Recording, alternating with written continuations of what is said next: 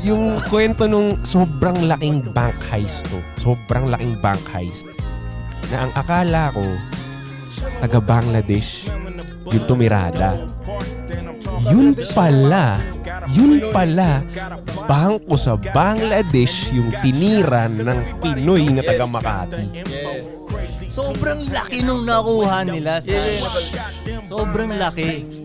Kaso, Unbelievable. nagkamali ng spelling yun, di ba? Pinoy na Lumabas Pinoy yung pagka-Pinoy. mistake. Oo. Yung spelling mali. Ano nga ba word yun, tol? Basta basic eh. Nakalimutan ko pero Parang ba't ka sobrang... nagkamali sa spelling na yan? Doon na-detect na parang... mali yung transaction. napeke itong transaction. Peke Kasi yung ba't mali yung spelling?